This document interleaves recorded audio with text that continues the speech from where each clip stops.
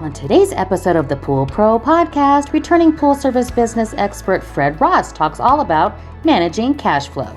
He shares 3 cash flow statements for service companies that you don't want to miss. Listen up now to learn more about the accounting side of your business. The podcast starts now.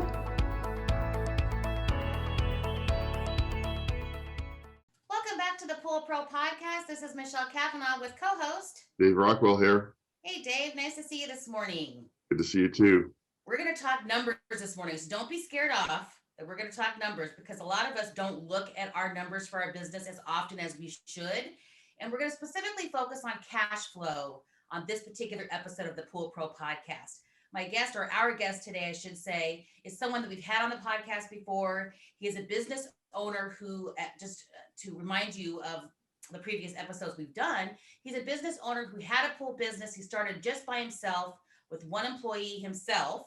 He successfully grew that business in the commercial and residential side of service, and then sold that business for a lofty sum. We don't know how much. He won't tell us that information, but a lofty sum to help with his retirement. But we're so happy to have you back, Fred. Fred Ross, thanks so much for being here. Thank you, guys. Glad to be here and helping. Yes. In case you're wondering, go ahead, Fred. That over my shoulder there.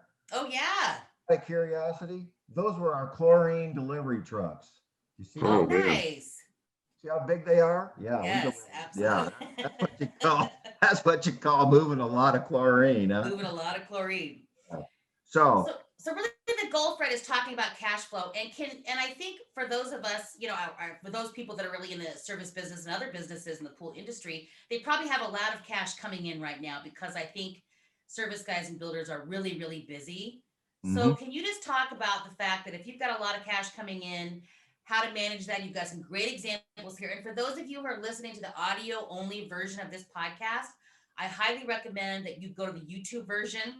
You can search for Pool Pro Podcast on YouTube, because he's actually sharing some slides and some reports, or some reports from QuickBooks that you're going to want to see as he's talking. So please do that. So Fred, talk us through cash flow and why this is important. Sure. Well, just at a summary level, I talked about a little bit about this on the first podcast, is that as you grow your business, it takes more cash. And you think, well, why do I got to take more cash? Well, you're investing in employees, you're investing in inventory, you're investing in accounts receivable, you're investing in accounts payable. You've got all these things demanding cash. So it isn't just your checkbook balance. And in the accounting world, they call that accrual versus cash accounting. A lot of small businesses just operate on cash accounting, which is basically checkbook accounting. Okay. Cash in, cash out. You don't record the sale until you get the money for it. That's different. You don't record the purchase of things until you pay for it. So if you go to SCP and you buy things on account, you wouldn't record that in a cash accounting until you wrote them the check. In accrual accounting, you record it when you leave the counter and you have that receipt, you give it to your bookkeeper and they record that purchase even though you haven't paid them yet. Does that make sense? Okay. So that's the 2 kinds of accounting. As you get bigger, you're going to have to be on accrual. It's the only way. It's just how all organizations, all companies that get bigger than 2 or 3 people are going to end up on accrual accounting. Okay. Right. That's the method that all Fortune 500 and every big business, everybody else is on what they call accrual accounting. Okay. So the reason you got to do this is this is your roadmap. If you got your car and just started wandering off, you might just wander around. That's great. That's a lot of fun, but you're never going to get from point A to point B. If you had a destination in mind, you have to plan a route to get from point A to point B. And you have to keep track of your expenses if you're going along. He says, well, I can only spend so much money to get from A to B. Well, how are you going to know how much you've already spent unless you're keeping track? Okay. So that's really what this is all about. So don't get overwhelmed by this, but this is I'm going to run through a couple of examples real quick. I'm going to spend a little more time on the first one here, and then I'm going to go through the last couple fast. Okay. I'll get my concepts down. So this example is, you've got one guy, one poler, okay? A guy in a truck and one pole. And he's billing about 7 grand a month. Maybe he's got about 60 accounts, billing about 100, 125 a month per account. He does his regular filter cleans, the small repairs. So he's coming in about 10 grand a month coming in. Okay. Got it. Oh, he doesn't really buy any inventory. He goes to SCP and he buys just what he needs for a few days. Maybe he keeps a little tiny supply at the side of his house or somewhere, but it all turns over every month. Okay. So Which I think a lot of people do. Yeah. a lot of people do. So then he would have a gross profit, for example, in month one, he would have a gross profit of $9,200. And we're assuming it's the same for 3-month period here. So over the course of 3 months, he has a gross profit of $27,600. Okay. Yep. Oh. And this is an income statement that you can pull from QuickBooks if you're using it. Is that Well, correct? QuickBooks, you can do this in Excel, you can do it Quicken. There's lots of ways you can create an income statement. Okay. So you don't even have to do, I just did this in Excel. You didn't even Right. have to have QuickBooks. Okay. So if you were renting a storage unit, for example, maybe you've got some stuff, you just got some, whatever. Everybody always has extra things that they seem to don't have enough room for in their garage. And you've got your cell phone, maybe you pay someone, maybe it's your wife, girlfriend, bookkeeper, I don't know, but you pay someone to do your books. And that's about $500 a month. Let's say you've got your dues for IPSA and your liability insurance, that's a couple $100 a month. You have some various routine supplies you go through every month. This may be poles, nets, test kits, whatever. Let's call it $300 a month. You're spending a couple $100 a month on marketing. Maybe you're doing flyers or Instagram or Facebook ads, whatever. Let's say you don't have insurance any other way. So you're buying some insurance on the health exchange for $500 a month. Right. Got some other miscellaneous expenses. You've got your truck insurance, a couple hundred, your truck gas, let's say 400 or so a month. Your truck loan, because you got that shiny new F-150. You didn't get that super cheap Ranger like I told you. You went out and got that fancy F-150 and that's $600 a month. Maybe you really went crazy and got the Raptor and it's $1,000 a month. So maybe you have some other lines or credit cards and that's $100. So let's say all total, in this example, you had $3,625 in total expenses. Okay. Remember, you had $9,200 in gross income after what you paid SCP. So your net operating income was $5,575. That's what it shows on paper that you made. Okay. Got it. We said the same for all three. So that's $16,625 for 3 months. So let's go to a cash flow statement then. This is probably the single most important statement that every business needs to look at, but that 99.9% of businesses don't even know it exists and never look at it. Okay. Excuse me. Because what this does is this takes on whatever period you want to analyze, whether it's 3 months, 6 months, 9 months, 12 months, 2 years, 3 years, 5 years. You can run cash flow statements for any one of a number of periods. What it will tell you is, it'll tell you this. So in this 3-month example I just gave you, first line, you made $16,625, right? That's where we got that number. Yep. You had an increase in accounts payable of $15,000. Now, what is that? Well, in this example, we had a decrease in accounts payable. You had a bunch of customers that had not paid, you got on the phone and you got them all caught up. And now that's $15,000 extra in cash that came in that was on your books as accounts receivable. This is people that were overdue. Maybe you billed them as net 30 and they finally paid 45 days. Okay, you follow me on that? Yep. You took some of that money and you've been dragging your feet on paying off SCP or your favorite wholesaler. I just pick on SCP because they're the biggest, but your favorite wholesaler. And so you took $7 grand of that and you paid them off. So your net cash for this period increased by $24,625. Even though your net profit said 16, you actually got more cash than that. You're like, woohoo! Okay, so you're like, what else did I do with that? Well, but I had a bunch of credit cards that I also floated some bills on, so I paid those off. That was 12 grand. I paid myself $4,000 a month. That was 12 grand. Okay. I had a line of credit that I was also using, and I paid that off. That was $4,600. So I spent $23,600. That's not Right. accounted for in the income statement. This is what did you do with the cash that came in and out of your company? This is completely different than an income statement. And that's what people get thrown, right?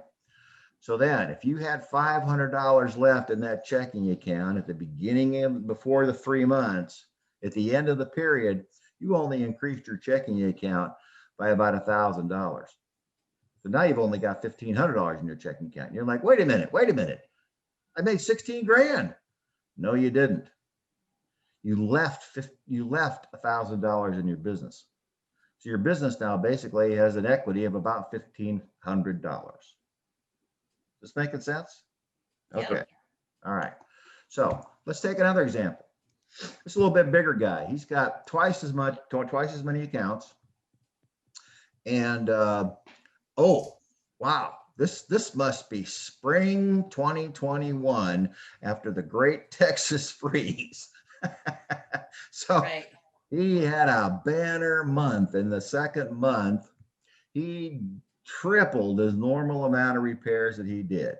So he's billing about 14 grand a month for service. He did 20 grand a month in new equipment or pump replacements or whatever, right?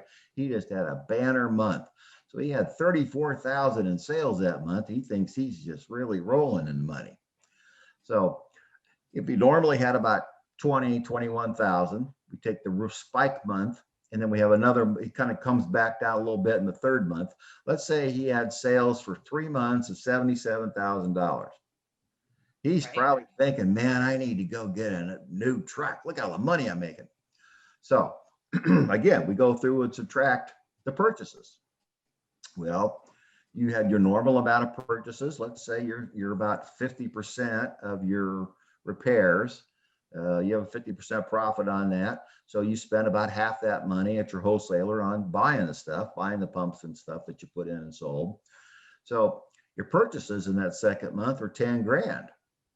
I don't know if you got that big a line of credit at your wholesaler, kind of doubt it.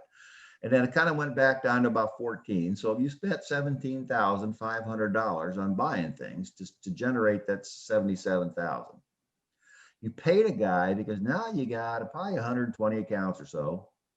You paid a guy, he's your steady Eddie, you paid him $3,200 a month.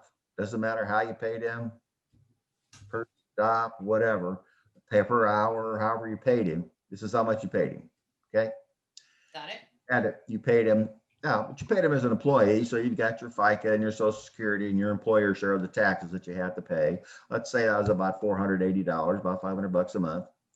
And so your total, what we call cost of goods sold, was $6,700 in the first month, $13,200 in the second month, and $7,200 in the third month. So your total for all 3 months is $27,000. This gives you a gross profit of the 3 months for $49,900. Now remember, your gross sales were $77,000. Wow, we're already down to $49,900. So that's what it cost you to get those sales. Then we go down through the same things. I'll go through these quick because they're pretty much the same as last month. We have rent, internet. Hey, Fred, can I interrupt you for a sec? Go ahead. Okay, so when you're looking at the cost of goods sold, what's the difference between purchases and the actual, the cost of goods sold is the total of all 3 lines? Is that what I'm looking at? Yes. So the cost of goods sold. So each month you'll record all your purchases at your wholesaler. Right. Okay. You go there and you buy. So the Pool Tech, the purchases and the Pool Tech FICA Social Security all counts as cost of goods sold. Correct. Okay. Cost of goods sold. Actually, the technical term is cost of services sold. So the cost of goods sold would be products and chemicals and things that you buy and resell to your customers. The cost of services sold would be the cost of your employees and any related expenses. Okay, Got it. And some accountants will put that above the line. Some accounts will put the truck, and then the vehicle, related vehicle expenses can go above or below the general expenses line. Sometimes you can put the truck and all those things up there in cost of services sold. Makes it a little more complicated. So just to keep it simple, I left it down in the expenses side of the equation. Okay. Right. So you have all those. So you'll notice that the only thing that really went up was health insurance. You're helping your guy with health insurance. Your truck insurance doubled because you got 2 trucks now. Your gas doubled because you got 2 trucks. Your truck loan doubled because you bought him a truck. And so now your net expenses are almost $5,000 a month. Okay. That's your overhead, or what you might call your monthly net. So no matter what you You do, said it's 35,000, right? Am I seeing it Well- wrong? You said 5,000. excuse me, yes, $4,925 per month. So over the Oh, I course see. I got you. Okay, yep, I'm following you. $1,875. That $4,925 is now your monthly minimum overhead. Right. Monthly minimum. Okay, so your net operating income now is about $9,000 a month, $9,375 in month 1. In month 2, you netted $15,876. In month 3, you netted $97.75. Got So it. for the 3-month period, you netted $35,025.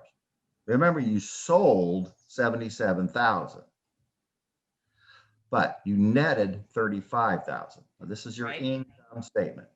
And then if you really wanted to get technical, there's some other things we can throw in there, like if you sold off an old truck or something. But for this for purposes to keep this simple, we just kept that simple. Maybe you sold an old cart to a buddy and got an extra $200. Well, that would be the gain or loss on the sale of an asset. But Right. it's kind of some advanced accounting things. But basically, your net income is about the same. So about $35,000. Okay.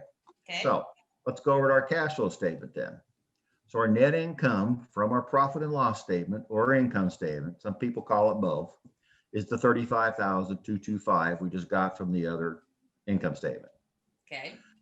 So when you have an increase or decrease in your accounts receivable, so what this is means your accounts receivable increased because you had a banner month. You're putting in a bunch of pools, you're doing a lot of repairs, you had a lot of sales, you sold a lot of salt systems, whatever it is, and you build those customers. Okay. So when you bill customers, the time between when you bill them and the time between they pay you, you are loaning them the money. That is a use of cash. This is where people get all sideways.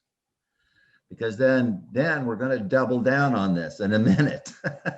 So you have, so of the 35,000, you loan 30,000 to your customers because they haven't paid you yet. Right. Okay. But SCP made you pay off your balance because, you know, that big spike you had, that's not normal. And you don't have that big a line of credit. So you had to take some of that and pay them off. The bottom line is you spent $4,375 more than you made. So this is why today's point, wow, I had this record quarter and I go to my checkbook and I don't have any money. Right. Why? This is why you don't have any money in your checkbook. Even though your accountant, your bookkeeper, or somebody says you're really rocking it. You just made your sales are great. This is why. Now, in this case, you thought you were killing it. So you got an employee, wow, you're really rolling. So now you upped your pay. Now you're paying yourself $6,000 a month. So at the end of this period, you're broke. You have a serious cash flow problem. You spent $24,000 more than you have. Right. So either you are not making your payments on time, you're not paying your wholesaler, you're not paying your employer, you're not paying somebody, or you have borrowed the money somewhere else, in which case we would add that back in as an increase on a line of credit or credit card. So that would be your source of cash. Yeah. Well, yeah, I really racked up my credit cards. All right, well, that would be on here then as a financing and use of cash. It would show up on your cash flow statement as, well, that's where the money came from, because you can't have a negative cash at the end of the period. It's got to come from somewhere. Does that Right. make sense? All right. Mhm. All right. So, And this, Fred, this really brilliantly illustrates the rabbit hole that a lot of guys get Yes. trapped in. When they think, all I gotta do, I gotta get more work, I gotta get more work, I gotta get more work. They're out in the field 7 days a week and they never stop. Like you said, they're late getting their bills out for one thing. They've got I know some pool guys that have anywhere from 25 to 30% of their route that pays late every month, or at least out of the whole route, there's that many people every month that aren't caught up. And so by not taking the time to pay attention to this side of the business, they're just out there in the field running themselves ragged, and they're not realizing it, but they're not making any money. Right. exactly. Well, and then to your point, Dave, it gets worse when you get into the commercial world, because I'm assuming these are all sort of mostly residential guys. Yes. Is in the commercial world, it's all accounts receivable. Yeah. And they never pay on time. Never. You're lucky if you get your service, if you bill on the first of the month. You're really lucky if you have some accounts checks that might start rolling on the 29th or the 30th at the end of the month, right? But that means you got to cash flow everything for the entire month. You've Right. got to pay all your employees and pay your suppliers and your rent and all those other expenses before the money comes in. Right. That's why commercial, this is critical. And this is why a lot of guys get into commercial and they get right back out again because, oh, I don't pay. Well, they do pay. I mean, customers pay. We wouldn't have done millions in sales in the commercial business if they didn't pay, but they all pay slow. Yeah. There's just nothing you can do. We would call them all the time. That's a whole other topic. Anyway. Yeah. Yeah. We'll talk about that topic on a future episode. That one for other one. There's a lot of difference between residential and commercial. Okay, so let's go now. We have example number 3. So this guy, about the same.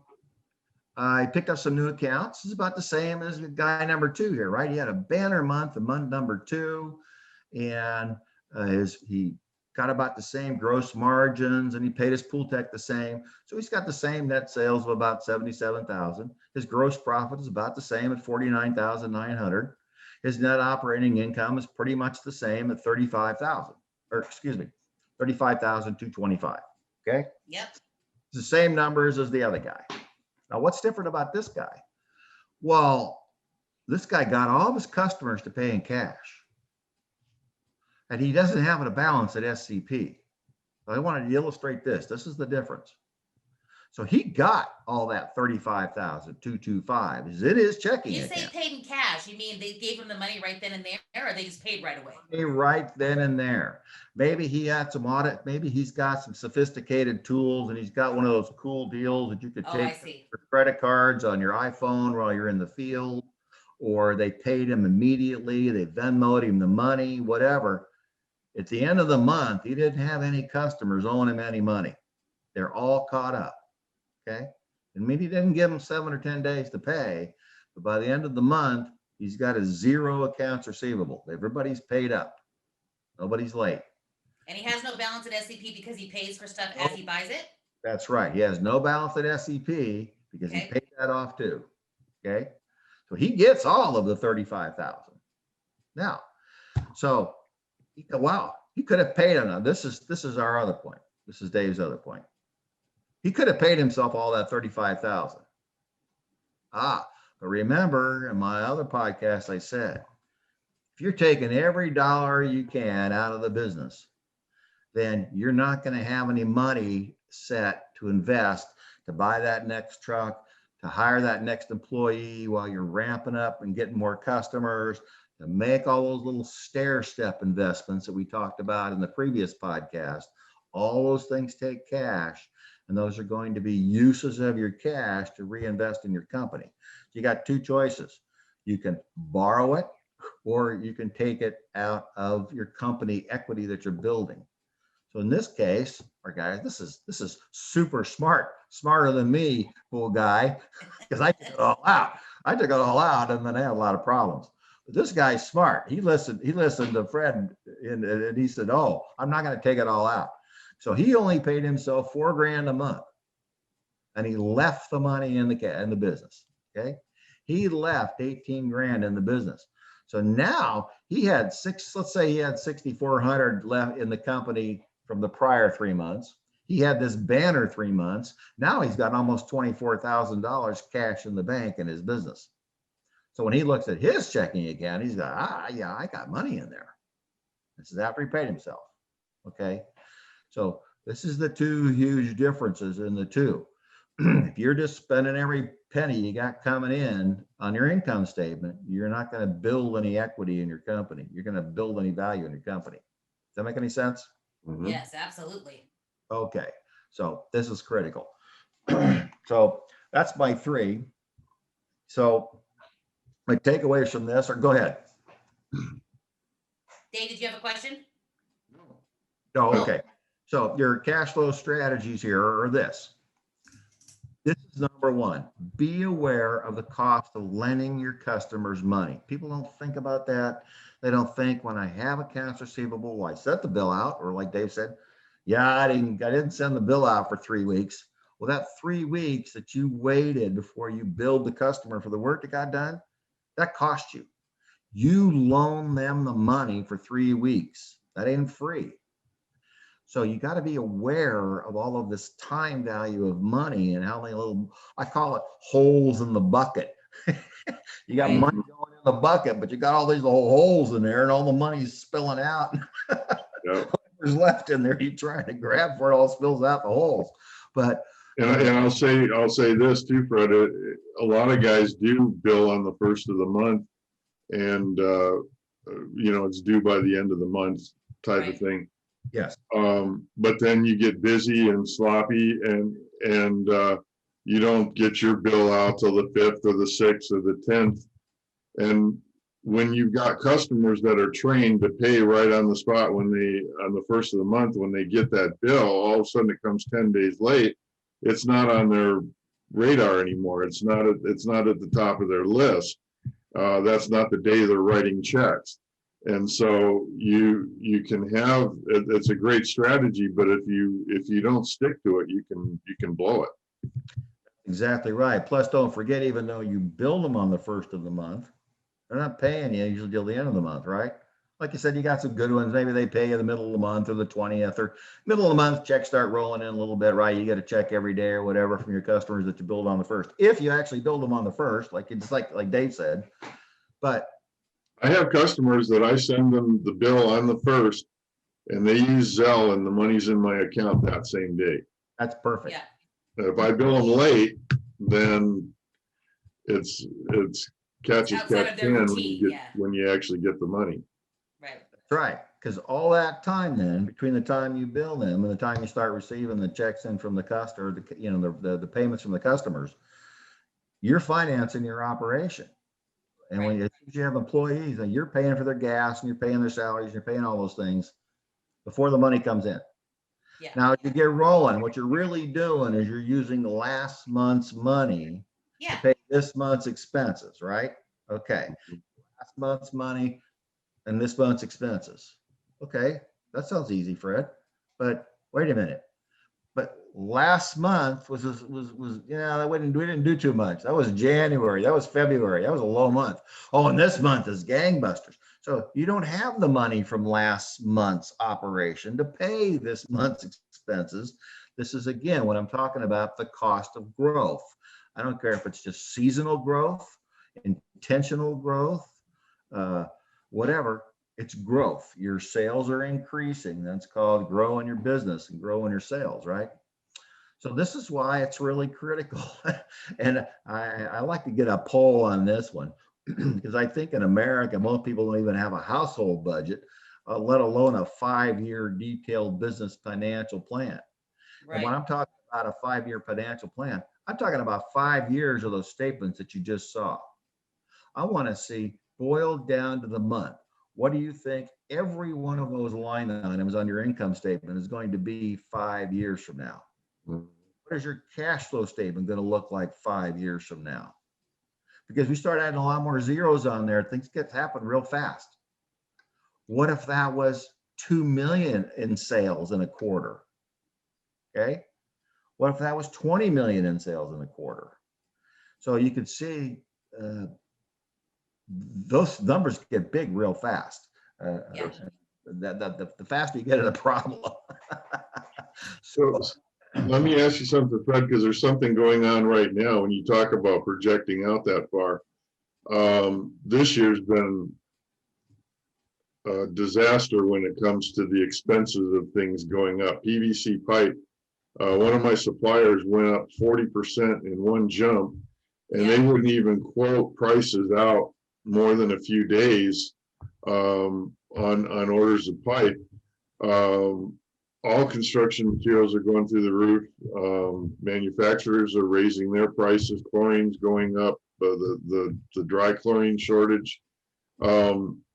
So what would be your strategy for reacting to that and not just keeping everything the same and having to absorb all these costs?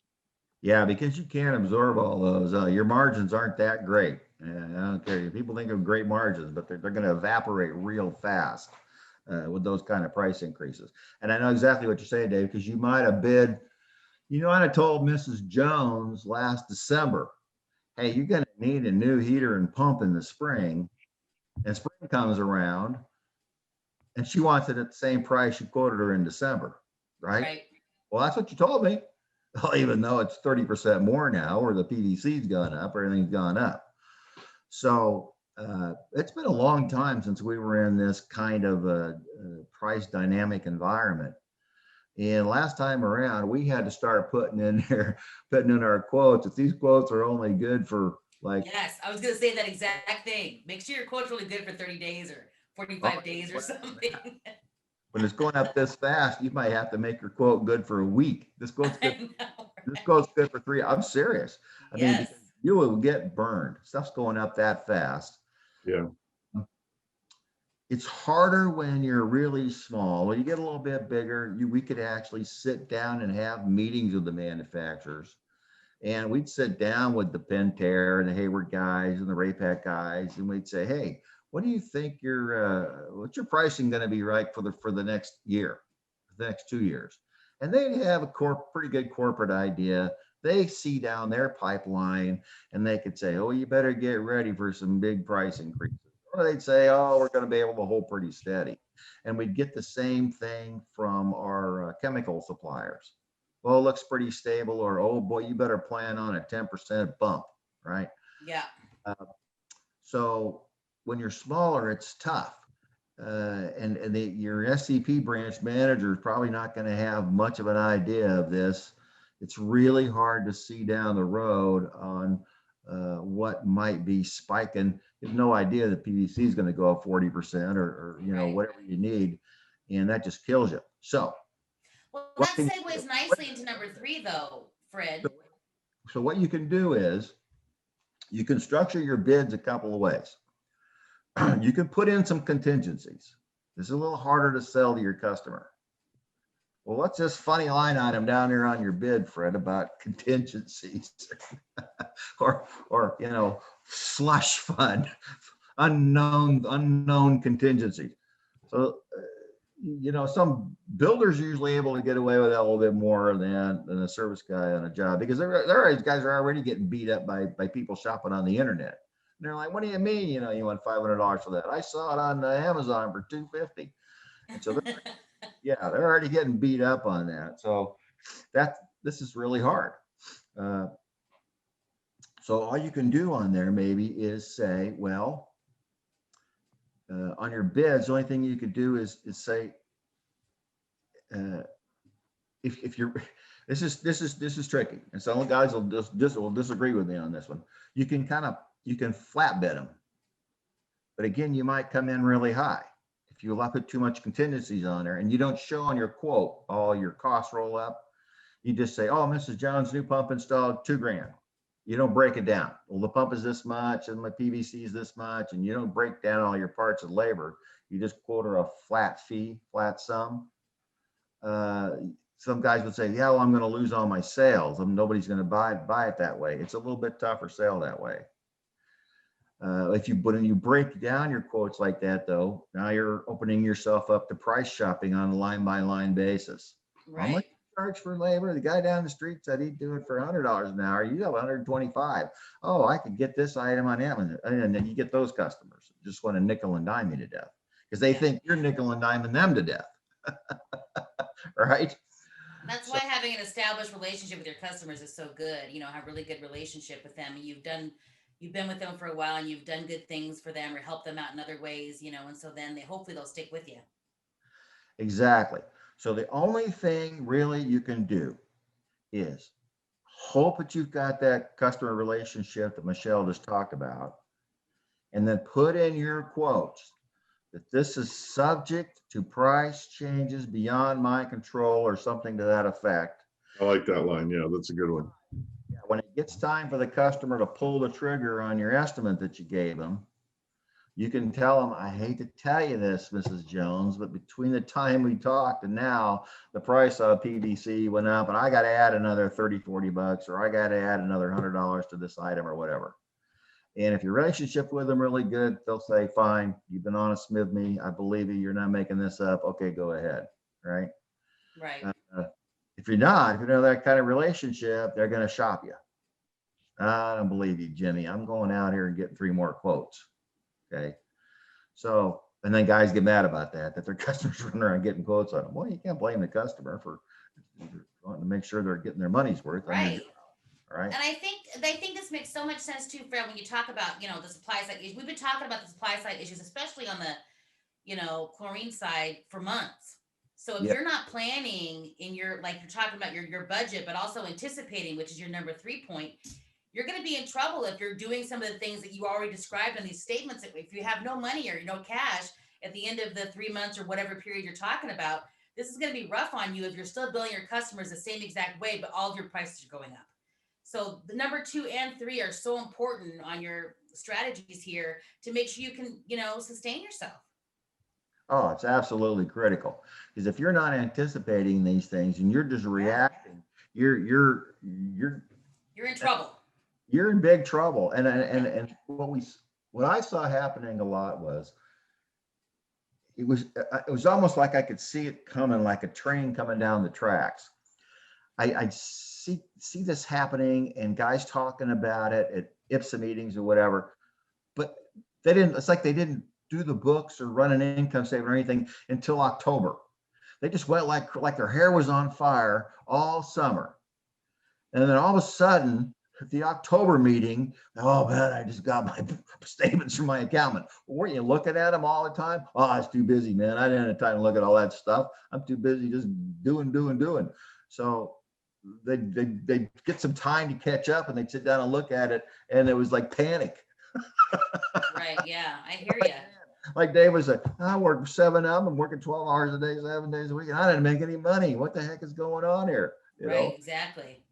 That's because they were not doing this as they go along. They've got This is so important, Fred. I love this. so important. They've got to Can do we this. go? Can we move on to number 4 with your growth? Yeah. Because I think this is also really important. And I don't think people think about capital and planning that as well.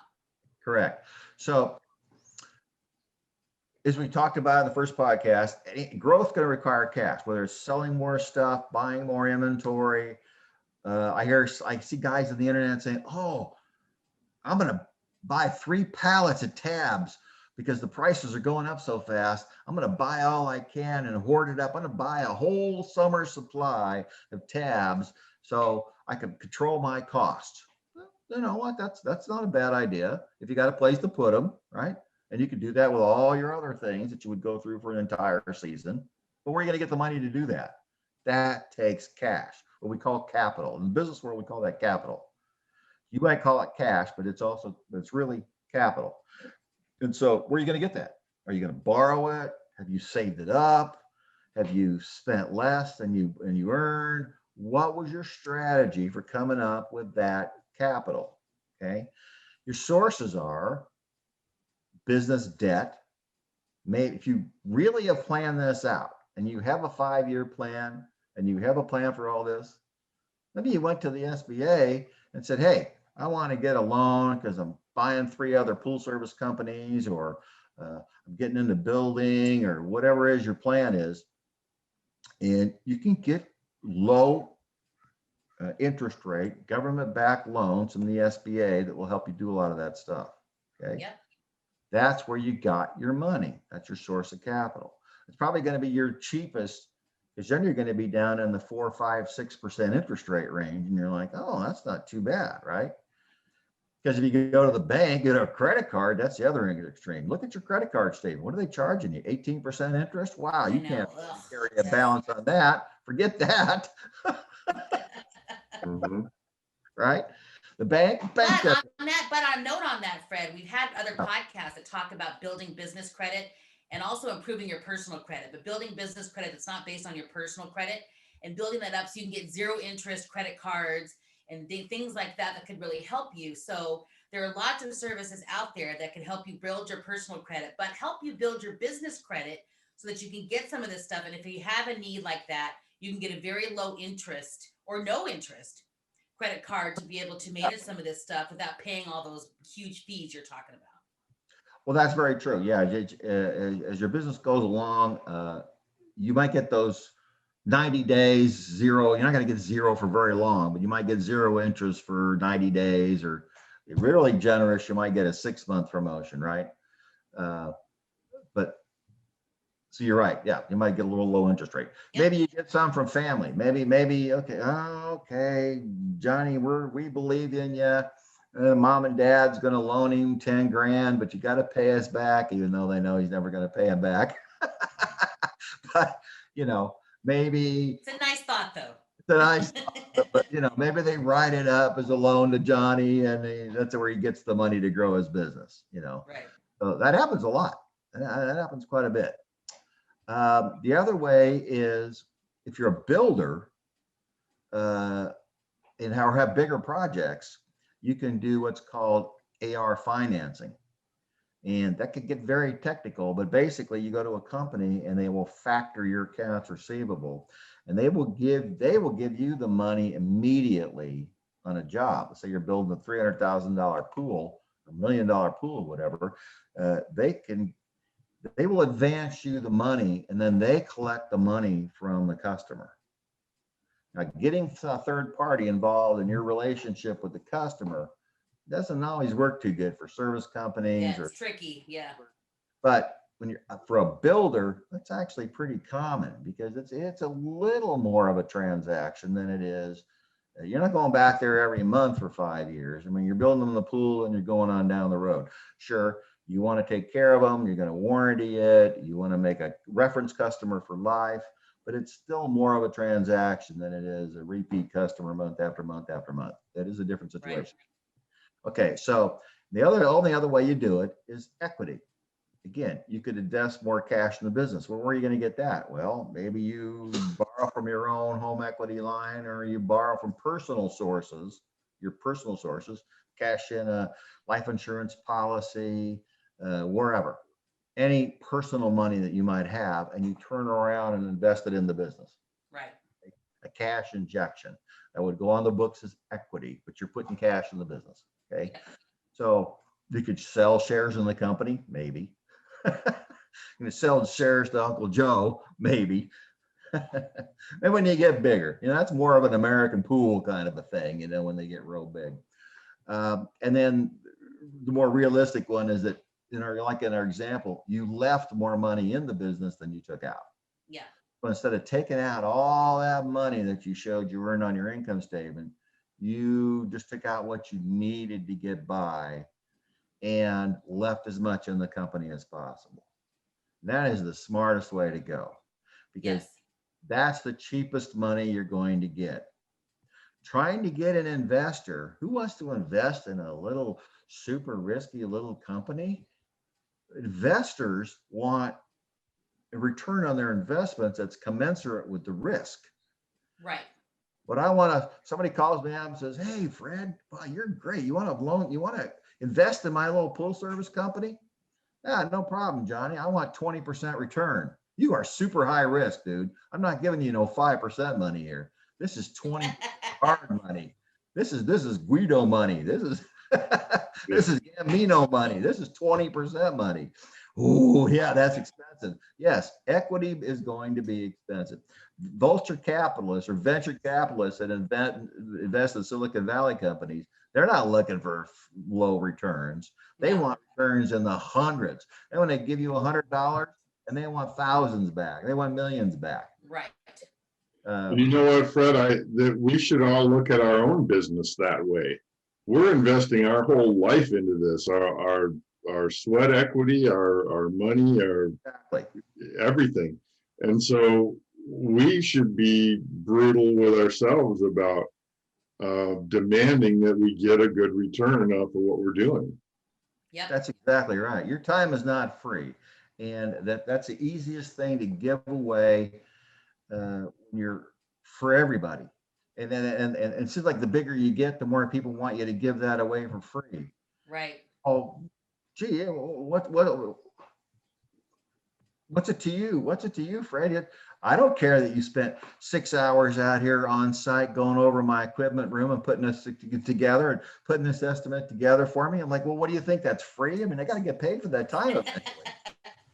I mean, that's $200 right? an hour time. That's not $10 an hour time, guys. That's $200 an hour time. You're asking me to calculate your water hydraulics and go through your electric and then check your stuff to the code and do all of this homework and research and come up with what you need to do.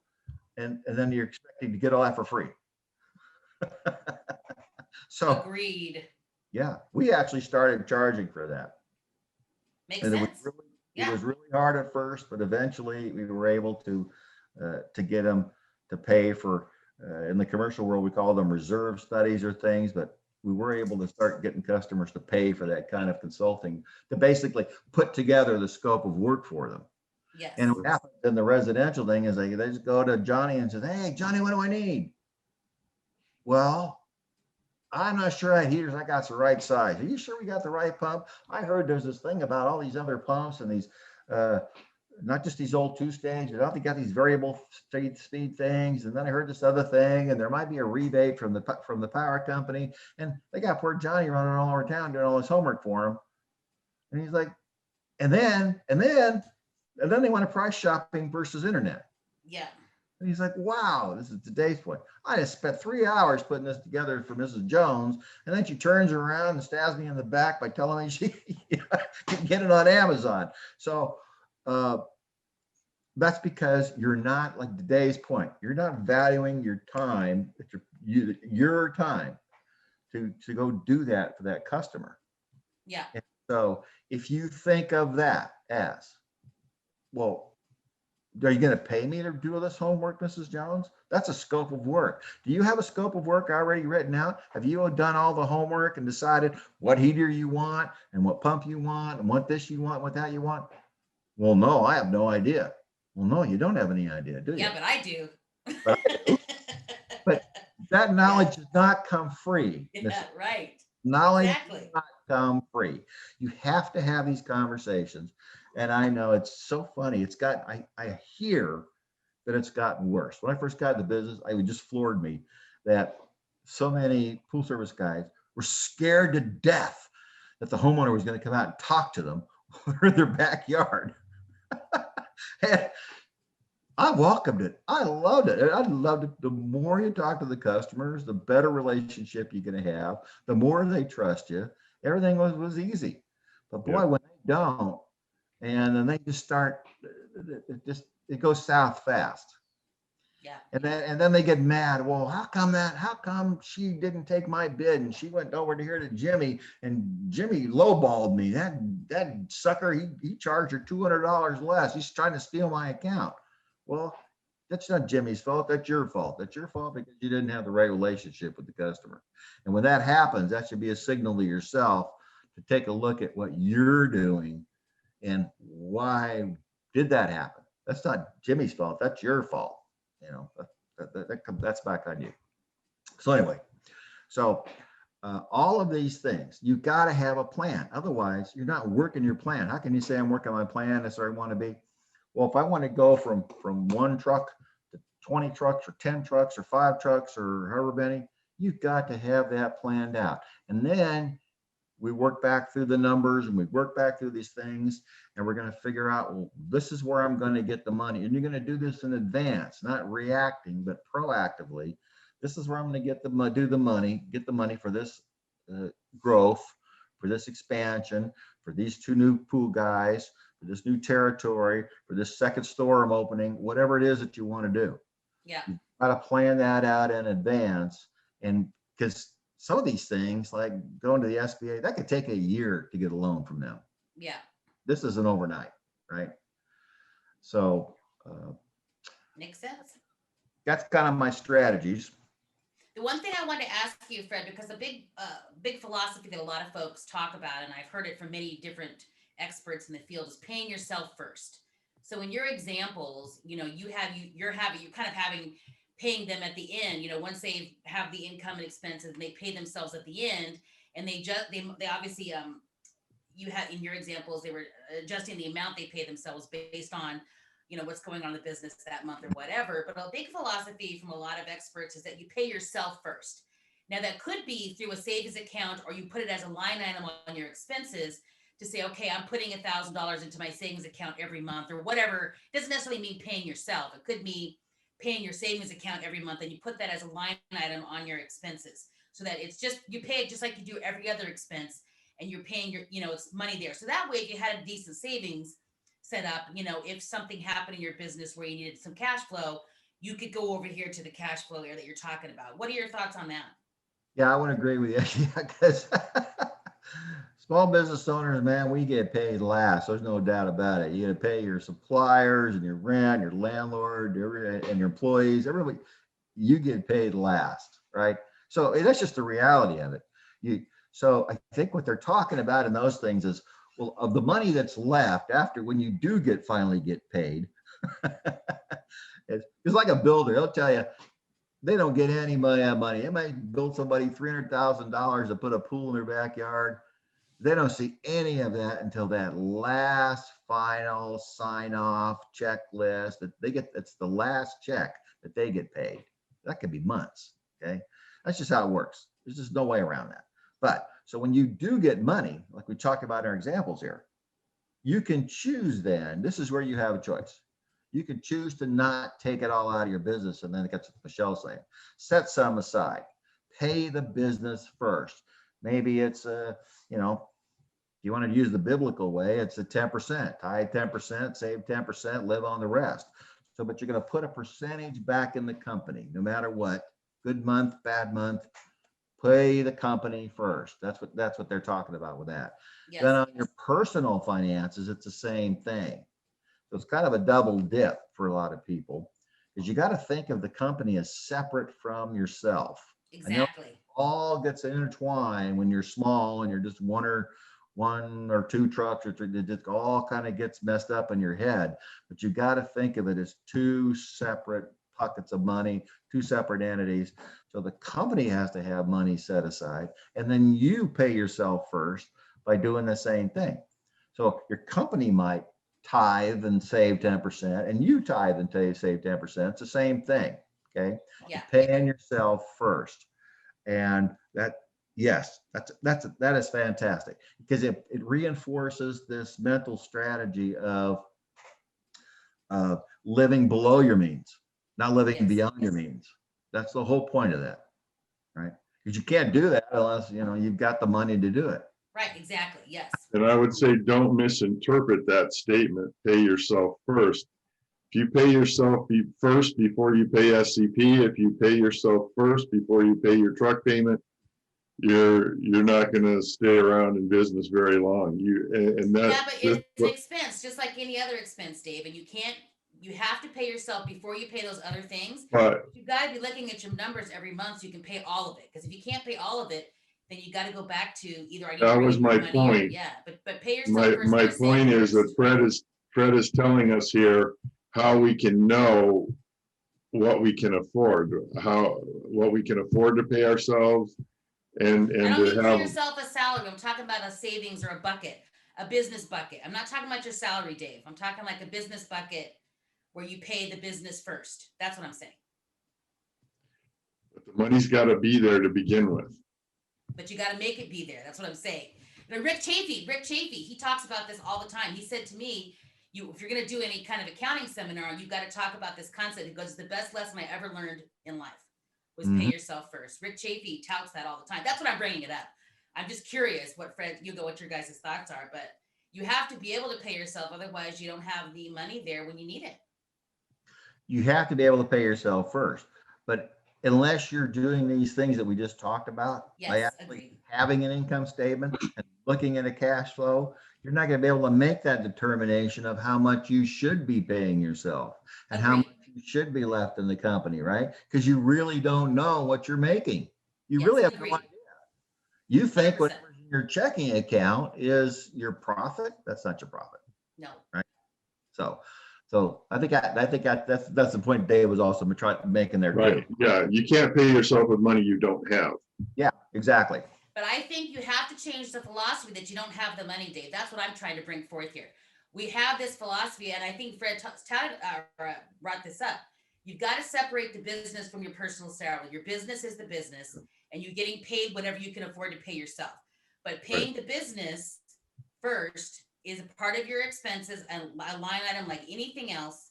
And then you can determine what you can pay yourself. But you've got to separate the two, and you've got to make sure that your philosophy is, this is an expense that I have to pay every month, just like every other expense is paying the business. That's what I think Rick was saying. I'm not saying if you don't have money, you can't do anything. You're right. That is true. But you got to make it an expense every month, just like everything else, and figure out a way to pay all of your expenses. And if you can't pay them all, you got to reduce expenses somehow. But you shouldn't reduce paying yourself. You should reduce it in some other way. That's what I think Rick was saying. Right, and I agree with that. And then see, that goes all the way back to when you're putting an estimate together or you're putting a service proposal together, that should be factored into the expenses. That you know what to charge. A lot of guys just charge based on what they've always charged or what their competitors are charging. The way to stay in business for a long period of time is to know your expenses, know what it costs you to provide a service or install a piece of equipment, and to cover those expenses and make a profit on top of that. Agreed. Yep. Good. 100%. Oh boy, I tell you, Dave, he just tees me up all the time. I love it.